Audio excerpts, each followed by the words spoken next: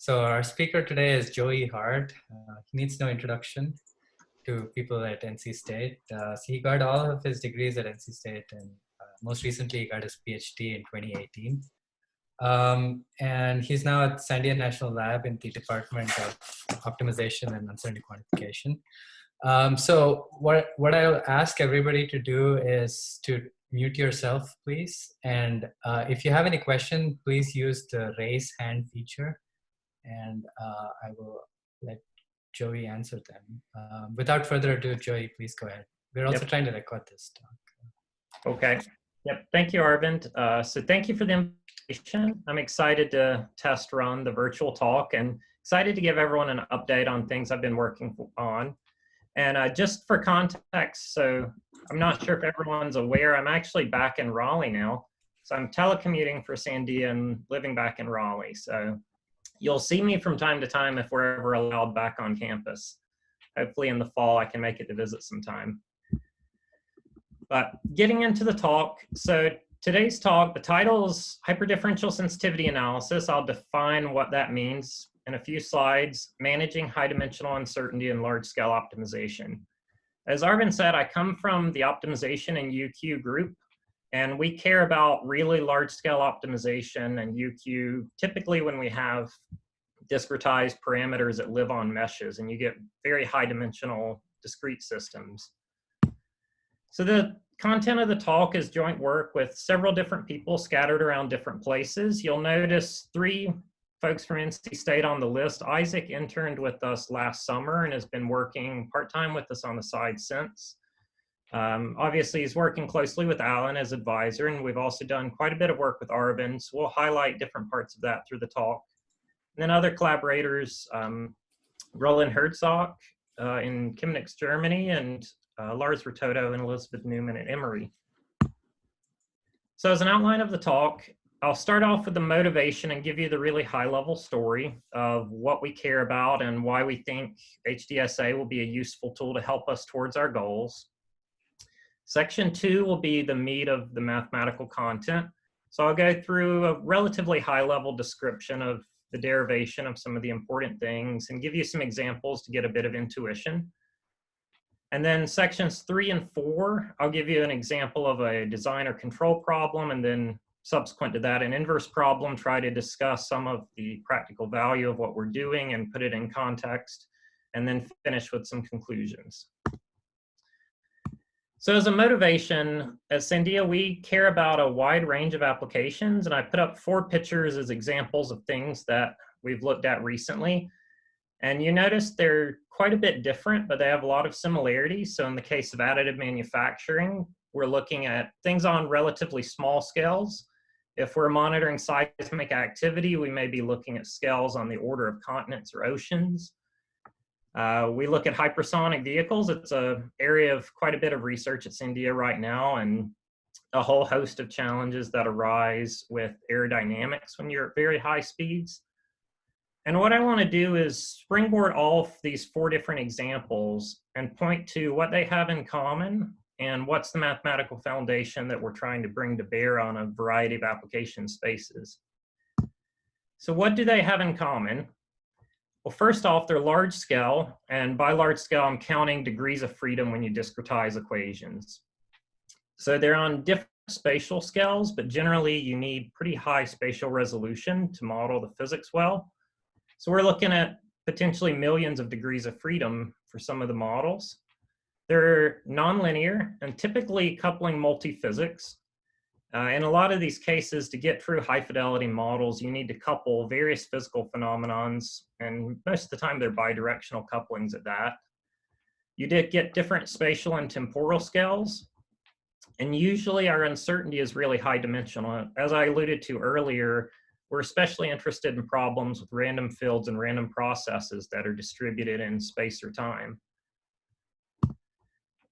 And I'm going to give you a somewhat narrower end goal.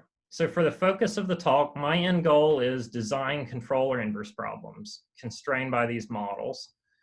So you could argue that's a little bit narrow, but for the sake of what I'm doing, I'm focused on the design, control, and inverse problems with the end goal to do system designs or to issue predictions with quantified uncertainty.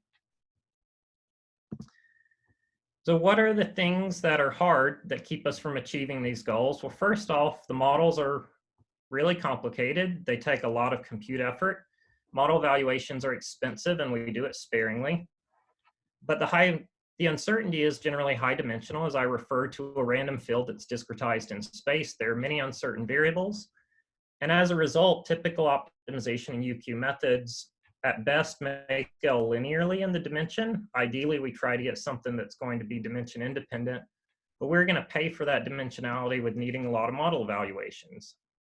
And then obviously, if you have a lot of complex nonlinearities, you've got to pay very careful attention to solves inside of solves. And I'll get to some of that later in the talk. But the bottom line is model evaluations are expensive and we need a lot of them.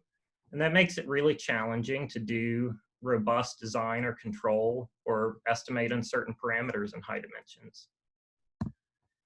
So what do we need to overcome this? We need a lot of things, but two high-level bullet points that I'll focus on for the talk is that we need to prioritize model development and UQ efforts.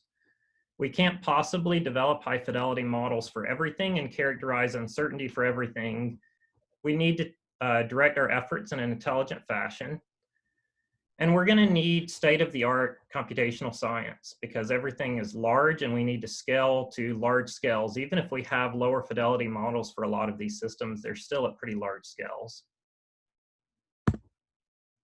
So within these ideas, if we want to talk about prioritizing model development and UQ efforts, well, there's ideas that have been around a while for sensitivity analysis of model outputs, and you all are quite familiar with that.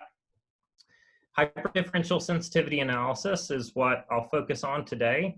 I threw in reduced order modeling as another example. I'm not going to talk about it, but just to give you an idea of pieces involved. And within that, you could also consider surrogate modeling and a variety of things. To achieve scalability, to scale up to the big applications, what do we need? We need things that parallelize well. So that involves parallel linear algebra, matrix-free methods. Something that we've spent a lot of time working with Arvind on is randomized algorithms. And associated with all of this is also automating a lot of these complexities as best we can. So things like automatic differentiation, because at the end of the day, there's so much user time associated with developing models for multiphysics systems. So this is broad brushstrokes. My talk is going to focus on hyper-differential sensitivity analysis as a computationally efficient tool to get insights for prioritization of model development and UQ efforts. So I'll tie together, our goal is prioritization in the context of the optimization problems. And we need to achieve all of these benchmarks of scalable algorithms, that they're parallel, matrix-free, and that we can implement them efficiently and scale them up to large-scale applications. So as an abstraction of everything I've just said, I'm going to consider this general form of an optimization problem. So J is an objective function. This could be a data misfit or some kind of system performance metric. U is a state variable. So think of U as the state that's the solution of a differential equation. Z, I'll call an optimization variable. That could be a system design, such as a controller that acts on a system or the geometry that you'll design a system with. Or it could be a parameter we're inverting for in an inverse problem. C is the model. So usually I think about systems of PDEs. It's more general than that, but for this talk, we'll focus predominantly on PDEs. Theta is everything else. So you'll notice I don't optimize for theta, it's fixed. And that is all the things that I need to specify in my model, but I'm not optimizing for. So it could be physical parameters that show up in your equations. It could also be data. It could be representations of model error. It could be probability distributions that maybe we know inexactly. So we're going to consider theta as all the things that we estimate and fix when we solve our optimization problem. And the end goal would be that we know theta perfectly. We put in the true theta and we solve our optimization problem and we get robust, informed decision-making and designs. And the problem is that we're never going to actually know theta because it's usually a pretty complicated object. And even if we knew it, a lot of the times we can't solve the optimization problem for a high fidelity model. So we need to make approximations with the model to get something that's tractable.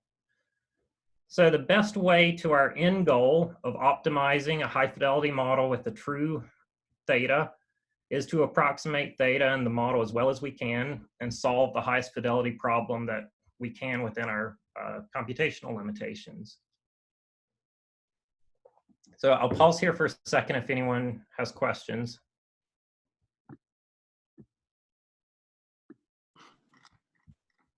Okay. Ryan, go ahead. Okay. So you're just doing a risk-averse problem, general abstraction? Risk-averse would be part of this. It's not specifically risk-averse, but that's one possibility. So if, for instance, theta was a probability distribution, and within J you had an expectation with respect to theta, then you could consider a risk-averse problem. Yes, with neutral risk.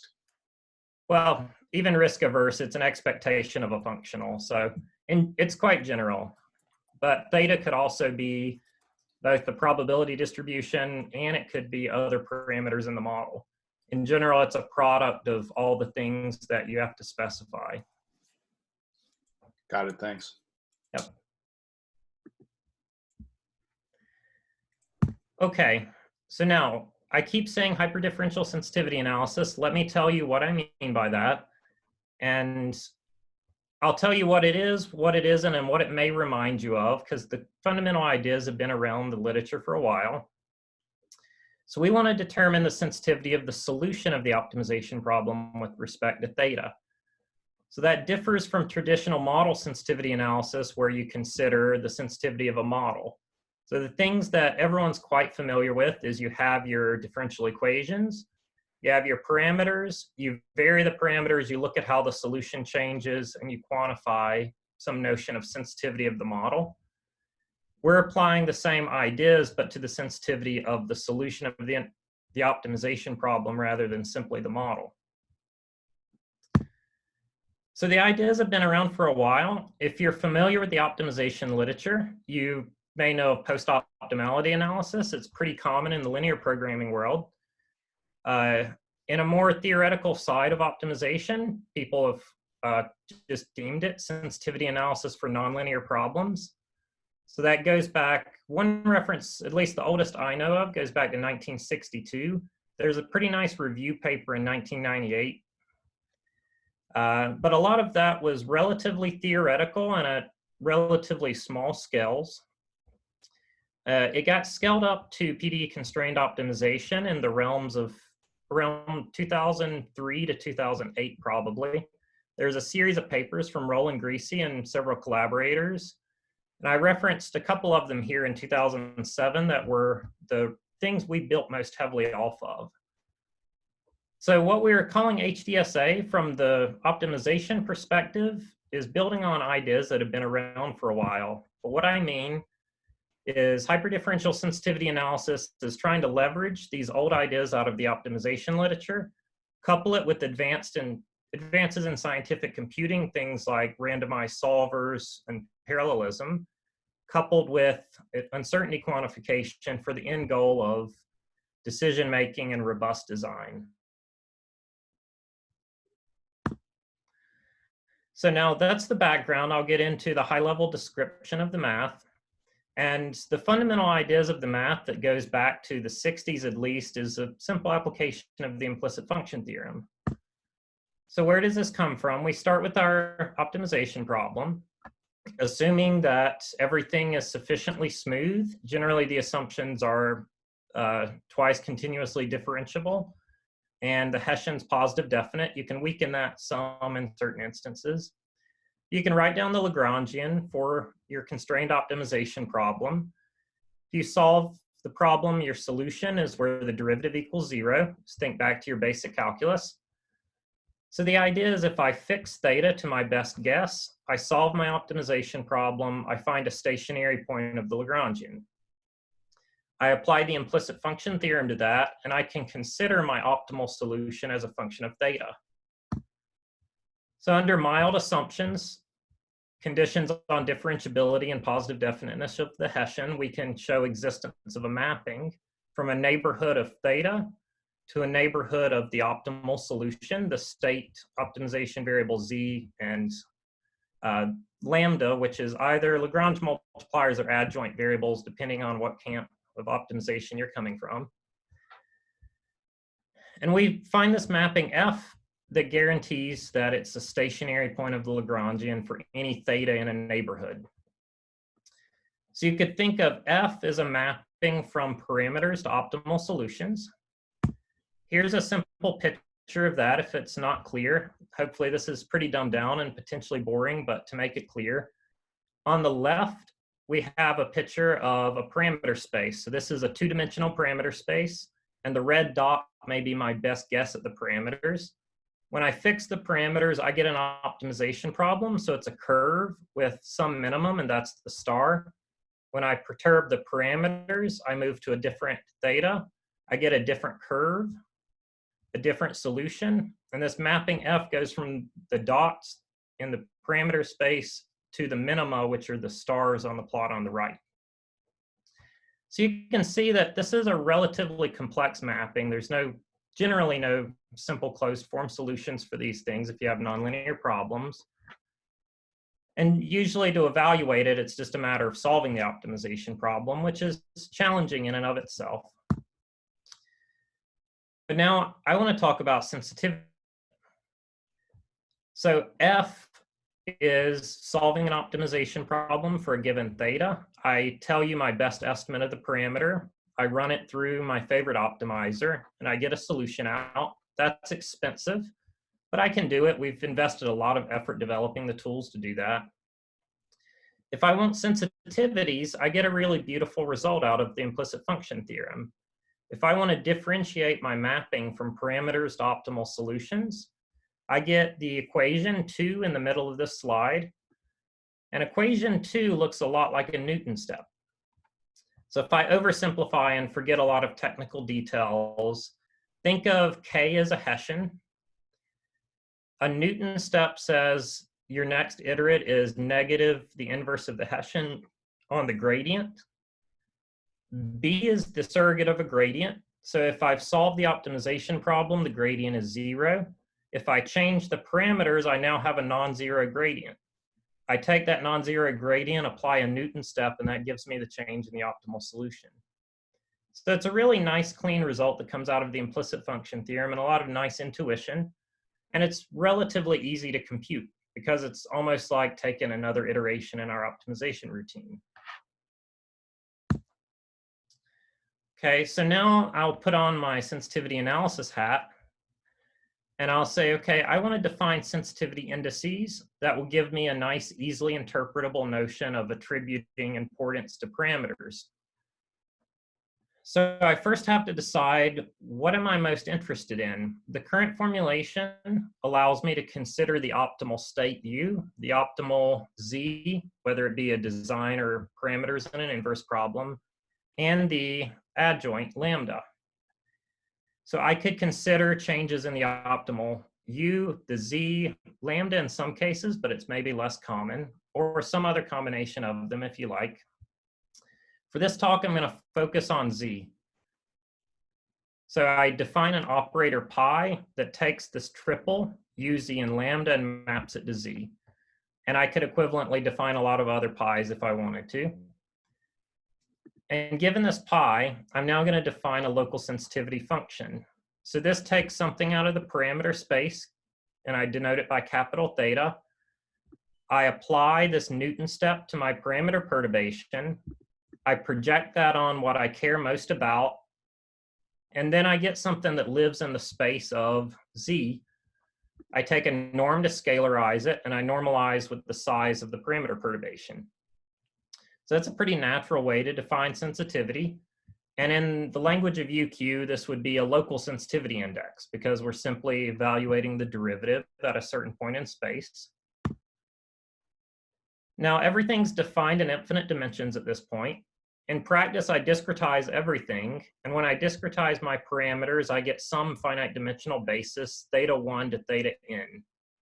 And I'm usually thinking of as being very large if I'm discretizing something like a random field. And also, the choice of basis functions is really important for the interpretation. So I want to choose basis functions that give me a nice interpretation. But all of that's relatively easy to do offline. So given some basis, I evaluate my sensitivity function at the basis functions, and I get sensitivity indices. So at the end of the day, I can say define a basis function. Maybe it's something like a finite element basis. The finite element basis functions give me a localization in space, and then the sensitivity indices tell me what's the importance or the influence of uncertainty in different regions in space.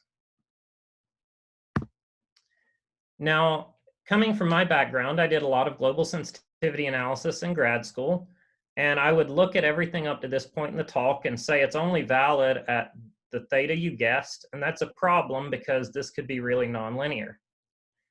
So we can extend the idea to define global sensitivity indices.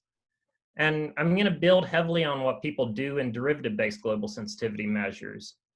And it's a relatively simple idea. Sensitivity can be represented by a derivative, but it depends on where you evaluate it. If I sample around parameter space and average the derivative in an intelligent way, that gives me a notion of a global sensitivity. So I could try to do that in this context, but there are some challenges.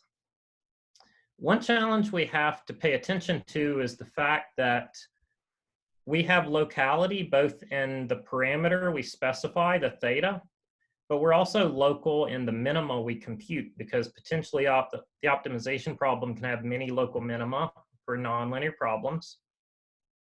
So if I want to define global sensitivity indices in an intelligent way, I have to be mindful of the fact that I have potentially multiple local minima. So I can do that. There's sufficient math to justify an appropriate definition of what a global sensitivity index would mean. But then at the end of the day, I can't really compute it because if I need to sample around parameter space, if I'm in a high dimensional parameter space, it's just going to be too expensive to sample because each sample requires resolving the optimization problem. But I'll argue that we can do sparse sampling and potentially gain some useful insights nonetheless. So we'll kind of build off the ideas from what people do in derivative-based global sensitivity measures and argue that we can still get useful results with sparse sampling. And I'll show you an example of this a bit later in the talk. Okay, so up to this point, we've defined the formulation of the optimization problem, shown the implicit function theorem gives us a sensible notion of sensitivity and defined indices. Now there's one other important piece in this which kind of gets brushed under the rug at the high level description, and that's that we need to keep track of the norms in the appropriate spaces. So within my sensitivity function, I have this operator, pi k inverse b, acting on a given theta, and the norm computed in Z, the space where the optimization variables live. So this will, in general, is a function space if I'm discretizing something defined in space or time. The thetas in general are going to be in a product space, and this corresponds to the fact that I could have uncertainty in many different sources. So from the first standpoint of modeling, we need to put appropriate norms on these things so we can compare sizes of things. And it can get a little bit tricky when you have many sources of uncertainty, but from first principles physics, you can usually define appropriate norms and weight things appropriately. And you'll end up getting very high dimensional basis functions, so large N when you discretize theta, with a very funny weighted norm that tries to combine the different sources of uncertainty correctly. So when we do all of our computation, we carry around weighting matrices so that we respect the original norms that are defined on the spaces in the infinite dimensional formulation. So that'll be kind of brushed under the rug as I go through the talk, but keep in mind that underneath everything, we have weighting matrices we're carrying around to make sure the norms are mapped correctly from the continuous problem to the discretized problem. So I'll pause there if anyone has questions.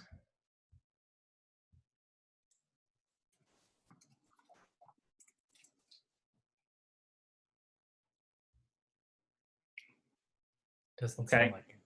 Yep, so I'll continue.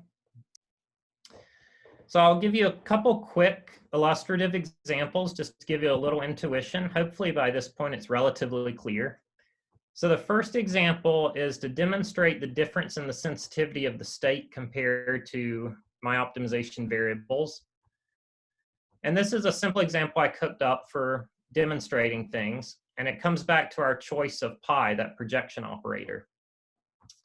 So if I consider u and z as scalars, and I write down a simple logistic model, so u as a function of z is given here, and my optimization problem is try to get u as close to 2 as possible. But it's never going to get there, but we can try to get close, subject to some penalty on z.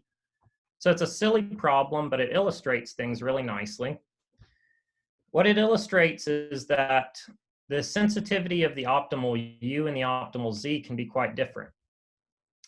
So if I consider varying theta 1, which is the growth rate parameter, the curves on the left plot are u as a function of z for different theta 1s, and the dots are the optimal solutions. So you see that the dots are pretty spread out in the horizontal direction. That means as I change theta 1, my optimal z is changing quite a bit. But my optimal u is pretty flat. It doesn't change that much. As I vary theta 2, I'm just adding to the function, so I'm shifting up and down, and I see the optimal solutions given by the dots don't change very much in the z direction. They change a lot in the u direction. So it's a demonstration of what you probably would have convinced yourself of if you sit to think about it. The sensitivity of the state and the controller can be quite a bit different. So it's a modeling decision up front. Which one do you want to consider? Or do you want to consider both? Depending on your end goals, it may make sense to compute one or the other. But the choice of pi is really important on the results you get when you compute sensitivity indices. Okay, now second example to get a little bit closer to something with physics is a linear ODE system. So I've cooked up a simple example here where I have a two-state linear ODE system. I'm assuming that the coefficients in my linear system are uncertain, so I have some best guess, but they're uncertain. And I'm controlling the system by applying a forcing control on the first state. My objective is to have the first state as close to 3 as possible, and to have the second state at the final time equal to 10 or as close to 10 as possible, plus regularization. I take my best guess at theta. I solve the control problem. I'm sure everyone in the audience knows how to do that. You get a solution that looks like this. So the first state, the initial condition is at 2, but we lift it up quickly. It stays relatively close to 3. The second state hits the target of 10 at the end. And in the right figure is the controller. So nothing terribly interesting there.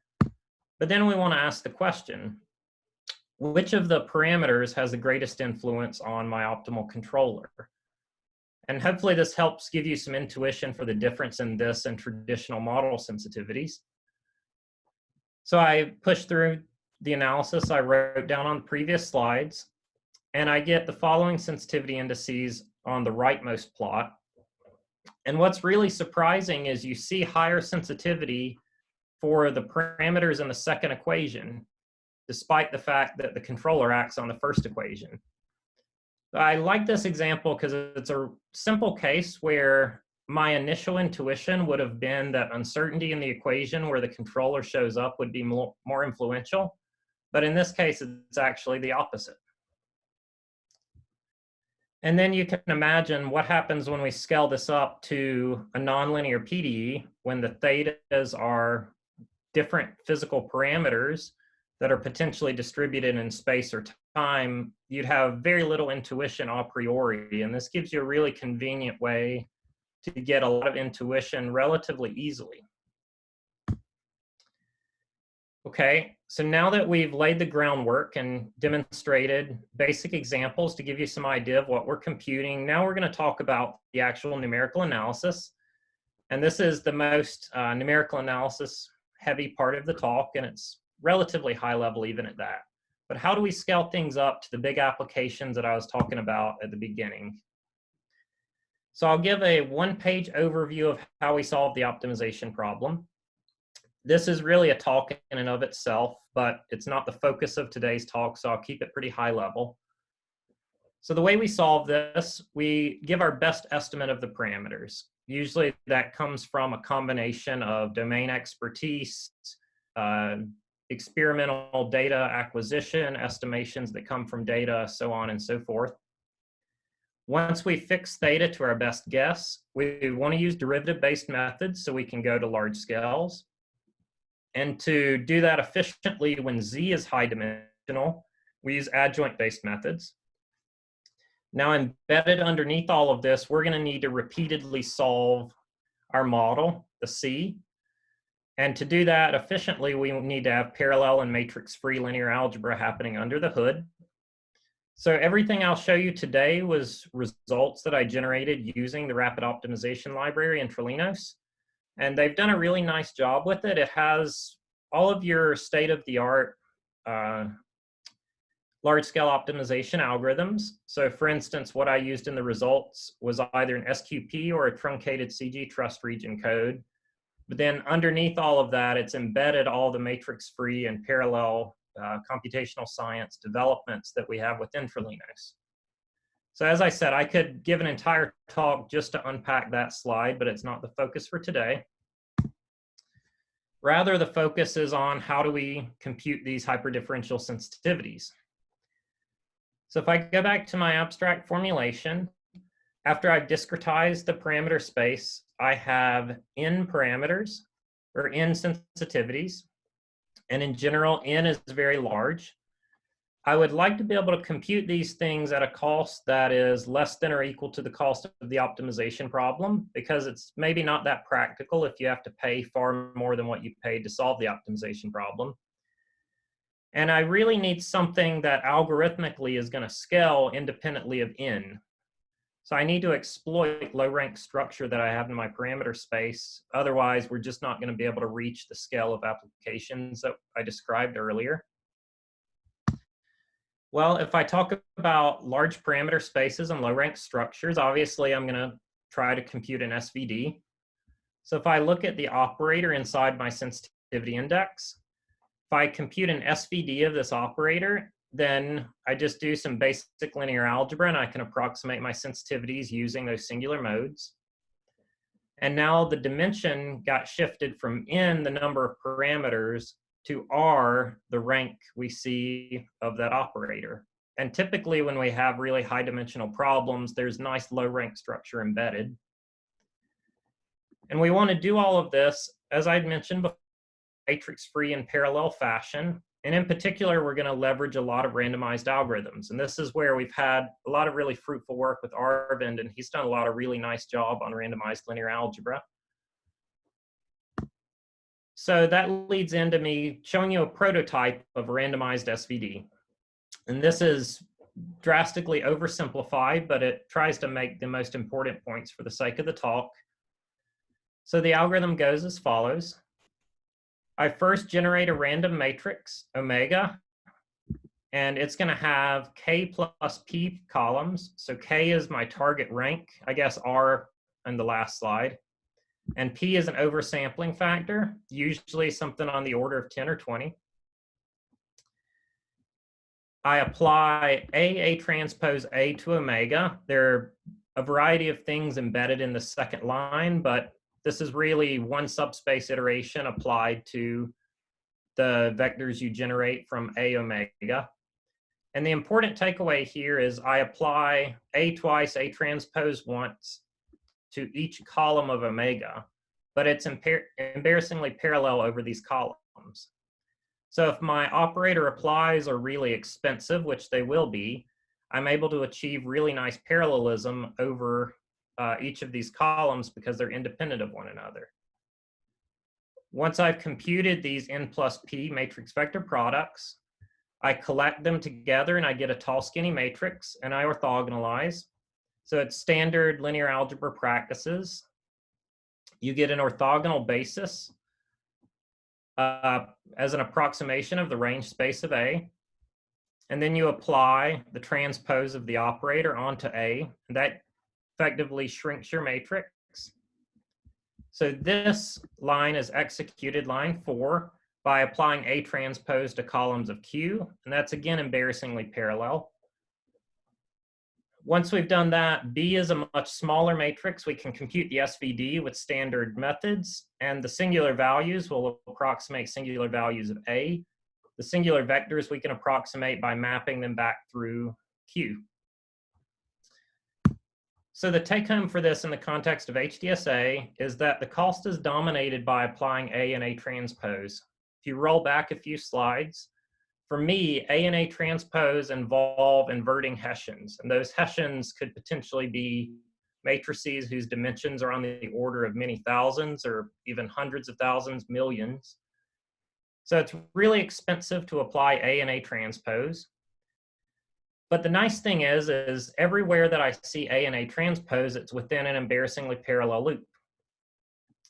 There's a lot of really important but computationally relatively inexpensive stuff happening under the hood I didn't allude to. And if you want to know all about the important stuff, you should talk to Arvin because he's quite good at this stuff. But the take-home message is our bottleneck is applying A and A transpose. The randomized solver gives us really nice parallelism to help speed that up. And then obviously, as I mentioned before, we're always carrying weighting matrices around. They're not written down in this description, but inside all the orthogonalizations, you're carrying around the weighting matrices that correspond to discretizing the original function spaces. So if I take this prototype SVD, I want to go through what does it cost to compute hyperdifferential sensitivities. I start with my optimization problem, and I'm going to count the cost to compute one local sensitivity. I solve my optimization problem. Then I apply my randomized SVD. If you go back to the previous slide and count carefully, for every random vector, the columns of that omega matrix, I'm going to need 4 large linear solves where I invert Hessians. So there are 4 large linear system solves times the number of random vectors I sample. But within each of those linear solves, I'm running an iterative method, usually something like CG, and each matrix vector product requires linearized model solves. And they're the incremental adjoint equations. So I've got a linearized model solve. Two linearized model solves give me a matrix vector product for CG. I run CG, that gives my randomized solver a mapback. And there's a lot of other inexpensive stuff that I'm glossing over. But if I put all of this together, I need 8 times the number of randomized solver vectors times my average number of CG iterations. So you can think of NR, that's how many columns I generate in my random matrix for the SVD. And it's generally not too large. It obviously depends on the problem because it depends on the rank present. But you can think something on the order of 50 or 100 maybe. Ni is the number of CG iterations I need to invert the Hessian. That could potentially be pretty large, but on the flip side, it's something we understand really well because people have been doing that in optimization for a long time. And then the factor of 8 is just counting all the occurrences of A and A transpose throughout the model. So there are 2 really nice things to take away from here. The first is that this is all linearized solves. So if I have a nonlinear problem, I solve my nonlinear optimization problem, and HDSA is a collection of linearized solves. And that makes sense since I'm computing derivatives. And more importantly, maybe, NR is the number of random vectors in my randomized SVD. And I can mitigate that with parallelism because I can take an embarrassingly parallel loop over it. So if I have NR computing processors or groups of processors, I can remove the NR dependence in this cost. So this will hopefully scale really well. Assuming we have low rank structure, we can scale this up quite well. Okay, so I'll pause there if there are any questions.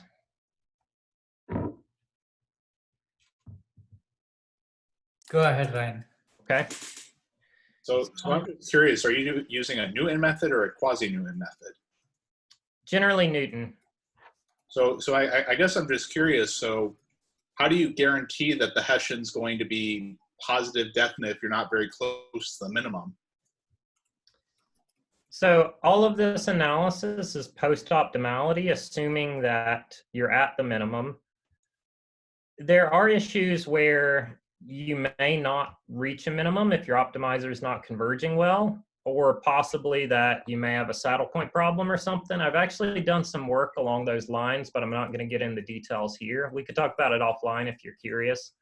Sure. But generally, for the kinds of things we're looking at in the scope of this talk, the Hessian's going to be positive definite because we're computing everything about the local minima. Okay, thanks. Yep. Okay, so now I'll show you a couple bit more interesting examples. The first is a controller design problem. Depending on where you come from, you may call it either. This is optimal control of Boussinesq flow, and I believe this problem actually goes back to work Kazi Ito did back in the 90s, I suppose. So it's a model for a chemical vapor deposition reactor where you couple fluid flow with thermal convection. So the PDEs here, Navier-Stokes, coupled with advection-diffusion for temperature. And the physics here is that we inject particles in the top of a container, and we would like the particles to float down and form a uniform bed on the bottom. But they fail to float down and give us a uniform bed on the bottom because there are vorticities in the fluid.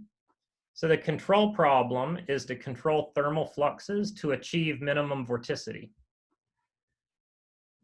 And you see below the equations, we have boundary conditions. The very bottom equation is where we embed our thermal flux term. So Z is the controller there. We have a Dirichlet condition on the bottom. So that's, you could think of as something that's really a feature of the way the machine is built because it's the bottom of the machine and the way that thermal energy is controlled there. Now highlighting what are the parameters and what are the optimization variables here, we have Prandtl, Grashof, and Reynolds numbers. So there are your three fluid properties that show up. I guess they're not all fluid properties, but three scalar parameters that show up in your governing equations. You have the boundary condition, TB, on the lower boundary. So this thing is distributed in space. It's a function of X. And you have also another function defined on the left and right boundaries that are functions of Y. So they're distributed in space. And this picture just shows you a basic illustration of what the vorticities look like and how we're able to control it. So if I don't control anything, I get the following vorticities in the center plot. And you can imagine that's quite problematic if you're trying to lay a uniform collection of particles on the bottom. I solve the control problem and I get the picture on the right. Everything seems to be good. The problem is that I solve the control problem, I get the picture on the right, which looks like I've minimized vorticities, but then it doesn't work that way in practice. And why not? Because of all the uncertainties that I've estimated on these boundary conditions and the Reynolds, Grashof, and Prandtl numbers. Okay, so now coming back to my story of global sensitivities, I'm going to try different parameters. So you can imagine I collect my different parameters from three different boundaries, Reynolds, Grashof, and Prandtl numbers together, and I get a vector of parameters. I draw 20 different samples for a distribution that really comes from the physics. And I solve my control problem for these different parameter choices. Each curve in these two plots correspond to the optimal controller, and you'll notice that they change a lot. So that's indicative of the fact that the control solution is really sensitive to the parameters. So now the sensitivity indices will seek to tell us which parameters are driving the change in the controllers. So if I come back to my problem formulation, I like to take just a brief moment here to postulate what do we think would be the most influential parameters on this control problem. And naively, my guess without really doing much work would be it's the term that's multiplying the controller. but it turns out that's not the case. I go through my randomized SVD and compute singular values for these 20 different parameter samples. So I'm doing my sparse sampling to estimate global sensitivities, and I'm hoping that as I move around parameter space, I'm able to find low rank structure. And this picture tells me that I do. So each vertical slice in the picture where I have dots of the same color corresponds to singular values for a given sample. And you'll notice that I have a cluster where there are 2 singular values at the top, a nice gap, and then singular values clustered near the bottom. So it means I'm getting a similar low rank structure as I move around parameter space. That's a good sign. Now I compute my local sensitivity indices at these different parameter samples. So in this plot, if you look at my collection, this cluster of blue circles or dots, that is the sensitivity index for the first parameter as I sample around 20 different places in parameter space. The red dots are sensitivity index for my second parameter as I move around my different samples in parameter space, and so on with this green cluster and the rest as we move across.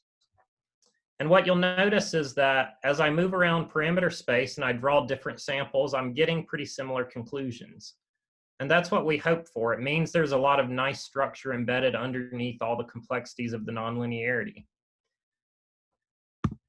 So what can we take away from this? Well, I did local sensitivity analysis at different samples, and I got very similar results. So that gives me hope that my results actually scale to being something that's global in the parameter space. I found that there's a relatively small number of the parameters that were important on the control strategy. Most of them were really, the sensitivity indices were quite close to 0.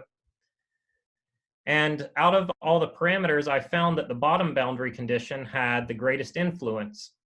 So the result's a little bit counterintuitive to what I would have guessed initially. But this is a really nice takeaway, because if we cast this in the context of an engineering system, this tells us where we need to invest efforts to calibrate the model, whether it be running experiments or developing models for some of these uncertain sources.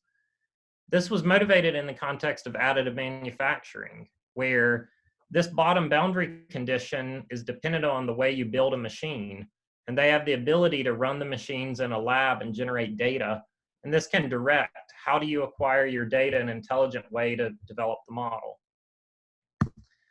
Okay, so I'll quickly go through a final example. This is an inverse problem, so we switch things up a little bit. And this inverse problem is looking at inverting for permeability. And we're inverting for permeability by injecting a tracer into the subsurface. So you can think of going in a collection of wells, injecting a tracer into the subsurface. The tracer will flow and you measure it in other locations and try to use the tracer information to infer what the permeability is.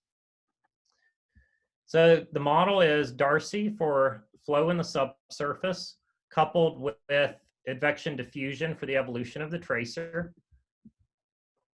If I highlight the parameters, I've got uncertainty in the boundary conditions for the pressure equation. There's potentially uncertainty in my source injections, uncertainty in the diffusion of the tracer, but I can also consider uncertainty in my data sources. So that's my measurements of pressure and concentration that inform the inverse problem. This is a picture to demonstrate the experimental setup. For time, I'll skip through it.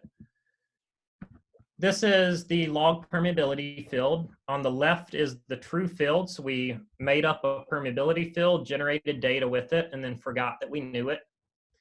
On the right is our reconstruction using noisy data we generated from a true permeability field. So the take-home message is we did a reasonably good job. We reconstructed all the important features of the field. But then we ask, what's the sensitivity of our permeability estimate to all these sources of uncertainty? The concentration, tracer data, the pressure data, the boundary conditions, the diffusion, and the injection. So this shows you in grayscale the evolution of the tracer. So you see on the top left a collection of clouds from the different injections, and as you move forward in time, it's getting pushed by a flow from right to left. and the dots tell you the sensitivity indices as a function in space and time. This is a picture to abstract the sensitivities out and make them more easily readable. We can see spatial structure by where each individual plot is. So for instance, here is my left boundary at approximately x equals 0 and y equals 0.5. And each of the plots within here is time evolution of the sensitivities. So we see a lot of really well-defined temporal structure tied to the flow itself. And if I had time, we can put it beside the flow, and you draw a lot of interesting physical conclusions out of it. I can do the same thing with pressure data. And what I find is that because my flow was from right to left, I had a lot of information coming from my concentration sensors on the left side of the domain. And on the right side, where I didn't have much tracer, I saw greater sensitivity to the pressure because the pressure is informing in that region. I play the same game with my injection. So I can consider potentially uncertainty in the injection of the tracers that are mechanical limitations. And if I compare those sensitivities, I can see a lot of physical structure tied to higher sensitivities in regions of low velocities. I can do the same thing with boundary conditions, and I find a really well-defined, interesting structure in boundary conditions where I have greater sensitivity as I move into low permeability regions. So those are areas when you have a small velocity and a lot less flow. I can put all of this together into one nice picture to summarize what is the relative importance of these different things. And given that's local, I haven't done any sampling here. This is local about an estimated parameter. But we see that the left boundary condition is the largest sensitivity, computed as an operator norm over all perturbations of the boundary. We see that the diffusion is quite small. So one simple takeaway is that the diffusion is quite a bit less important in this context. We see the concentration data to be more important than pressure. And if we go back to the previous slides, you can distill that in time and space. So what are the takeaways? Well, one thing we can take out of this is it gives us a first order approximation of UQ. Because in the context of inverse problems, everyone's quite familiar with Bayesian methods, and Bayesian methods are the gold standard for estimating uncertainty in inverse problems. But what we have is a nice way to give a notion of uncertainty in my estimated permeability, given uncertainty not only in noisy data, but also other parameters in the model. And we can also turn this back to the question of experimental design, data acquisition, hardware design. How do we model the system and how do we collect data so that we mitigate the greatest sources of uncertainty? So as a conclusion, we wanted to develop scalable methods to prioritize experimental and model development efforts that can go up to large-scale optimization to handle high-dimensional uncertainty. We combined ideas that have been around the optimization literature for some time, coupled it with advances in scientific computing and uncertainty quantification to develop what I would think of as really a paradigm to do goal-oriented sensitivity analysis in the context of decision-making and design. We've shown that it's scalable thanks to things such as adjoint methods, matrix-free and randomized algorithms, and parallel computing, and showed that it gives us a lot of unique insights that are quite a bit different than what you get in traditional sensitivity analysis. In particular, shedding interesting insights on multiphysics, nonlinear transient problems. So we have quite a bit of ongoing work in this front, particularly looking at other extensions as theta represents different things. We could consider uncertainty in the form of model errors. We could consider uncertainty in the form of training data in a machine learning setting, so we can cast our optimization problem in machine learning language and apply the same tools there. We're looking at optimization of systems and considering varying components in a system and uncertainty contributed through each component. Stochastic optimization, we mentioned earlier, you could be doing some kind of stochastic or risk-averse optimization and account for uncertainty in the distribution. And also we're doing some work looking at what do we do in cases when we violate some of the fundamental assumptions. For instance, if you have a highly opposed inverse problem that you're struggling to converge, or if the Hessian isn't positive definite. So with that, I'll conclude. Here's a list of a few relevant papers and take any questions if there are.